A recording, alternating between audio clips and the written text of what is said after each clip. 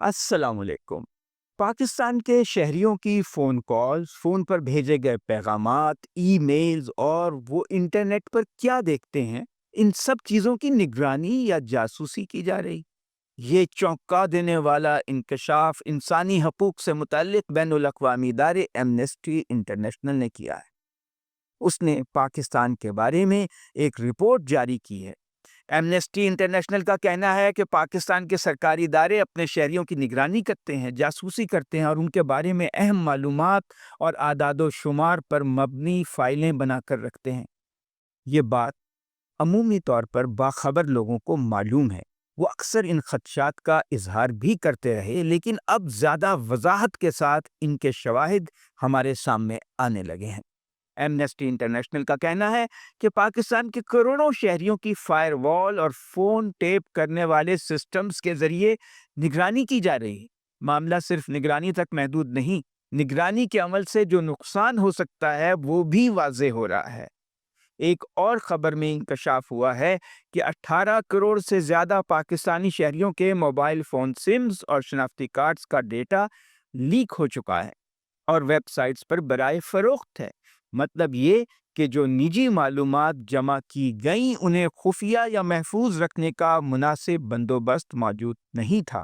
اس معاملے کو قدرے تفصیل سے دیکھتے ہیں، لیکن پہلے اگر آپ نے ابھی تک بیل آئیکن پریس نہیں کیا تو اسے پریس کر لیں تاکہ اگلے ویلاگ کا نوٹیفیکیشن آپ کو مل جائے گا۔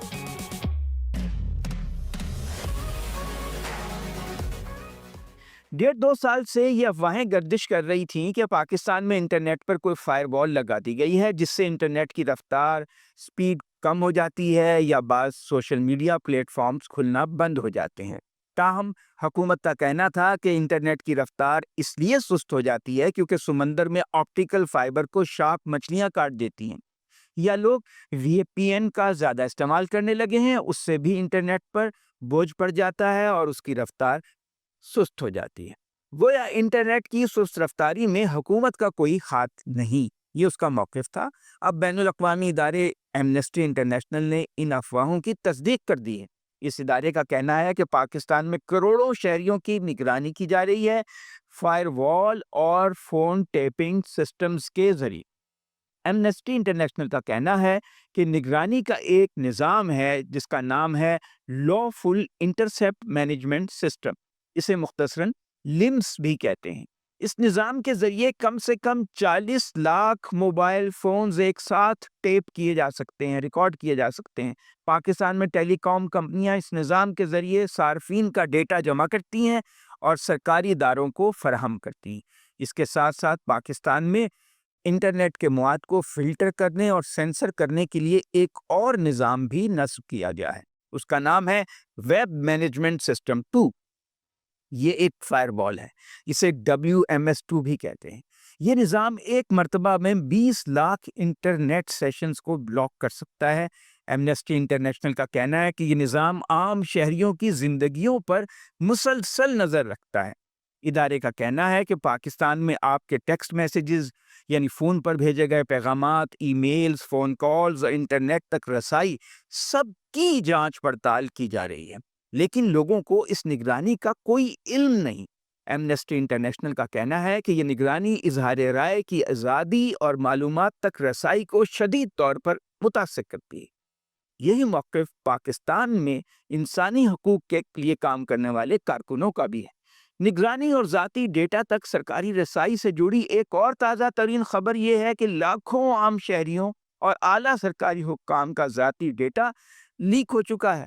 اب یہ ڈیٹا کمپنیوں یا سرکاری اداروں تک محدود نہیں بلکہ سرِ عام بازار میں فروخت ہو رہا ہے۔ ان لاکھوں لوگوں کے موجودہ موبائل فون سمز، ان کے شناختی کارڈ نمبر اور اس کی تفصیلات، کال لاگ، شناختی دستاویزات اور بین الاقوامی سفر کی تفصیلات لیک ہونے والے ڈیٹا میں شامل ہیں۔ یہ معلومات گوگل پر آزادانہ طور پر فروخت ہو رہی ہیں اور معمولی سی قیمت پر۔ مثلاً موبائل فون کے ریکارڈ کا ڈیٹا 2000 روپے میں دستیاب ہے، موبائل فون کی لوکیشن سے متعلق ڈیٹا تو صرف 500 روپے میں مل رہا ہے۔ دلچسپ بات یہ ہے کہ اس میں وزیر داخلہ محسن نقوی کا ذاتی ڈیٹا بھی شامل ہے۔ فراڈ کرنے والے ہیکرز اور چیزیں بیچنے والی کمپنیاں اس ڈیٹا کو خریدتے ہیں اور اپنے مقصد کے لیے استعمال کرتے ہیں۔ ان خبروں سے یہ نتیجہ نکلتا ہے کہ نہ صرف یہ کہ پاکستانی شہریوں کی نگرانی کے لیے ڈیٹا جمع کیا گیا، بلکہ اس معلومات کو محفوظ بنانے اور خفیہ رکھنے کا مناسب بندوبست بھی نہیں کیا گیا۔ چند ماہ پہلے national cyber emergency response team ہے، اس نے بتایا تھا کہ 18 کروڑ 40 لاکھ پاکستانیوں کے لاگ انز کی تفصیلات اور پاس ورڈز، ای میل کے جو پاس ورڈز ہوتے ہیں وہ بے نقاب ہو گئے تھے، یعنی ویب سائٹس پر دستیاب تھے۔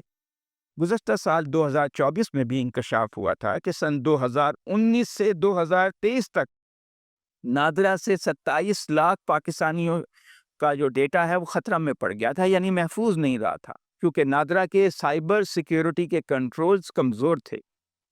حالت یہ تھی کہ شہریوں کے فنگر پرنٹس تک برائے فروخت تھے۔ اس سے ظاہر ہوا کہ حکومت نے شہریوں کا ڈیٹا جمع تو کیا، لیکن وہ اسے محفوظ کرنے کی پوزیشن میں نہیں، اور وہ لیک ہو گیا۔ سوچنے کی بات یہ ہے کہ شہریوں کے بارے میں سرکاری ادارے یہ ڈیٹا جمع کر کے ایک جگہ کیوں رکھ رہے تھے؟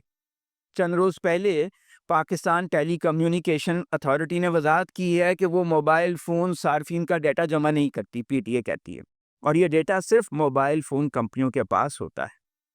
اصولی طور پر یہ ڈیٹا انکرپٹڈ ہونا چاہیے، جو ظاہر ہے کہ نہیں تھا، اس لیے تو ویب سائٹ پر کھلے عام فروخت ہو رہا تھا۔ مسئلہ یہ ہے کہ شناختی کارڈ نمبر کی چوری اور پاس ورڈز کی چوری سے کئی اکاؤنٹ ہیک ہو سکتے ہیں صارفین کے، کیونکہ اکثر کسی شخص کی تصدیق کے لیے بینک والے یا اور کمپنی والے شناختی کارڈ نمبر پوچھتے ہیں۔ جب سرکاری ادارے شہریوں کی نجی زندگی میں دخل اندازی کرتے ہیں اور ان کا ڈیٹا جمع کرتے ہیں تو ان پر ایک بڑی ذمہ داری ہوتی ہے کہ وہ اسے محفوظ رکھیں، خفیہ رکھیں۔ بصورت دیگر اس کے خوفناک نتائج ہو سکتے ہیں۔ سوال یہ بھی پیدا ہوتا ہے کہ حکومت کو اپنے شہریوں سے کیا خطرہ ہے کہ وہ ان کی اتنے وسیع پیمانے پر نگرانی کر رہی تھی؟ محدود پیمانے پر نگرانی کی بات تو سمجھ آتی ہے کہ دہشت گردوں کو کنٹرول کرنا ہوتا ہے، لیکن تمام شہریوں کا ڈیٹا جمع کرنے کی کسی ادارے کو کیا ضرورت آن پڑی تھی؟ یہ شک بھی پیدا ہوتا ہے اس لیے کہ حکومت وسیع نگرانی کو سیاسی مقاصد کے لیے استعمال کرنا چاہتی ہے۔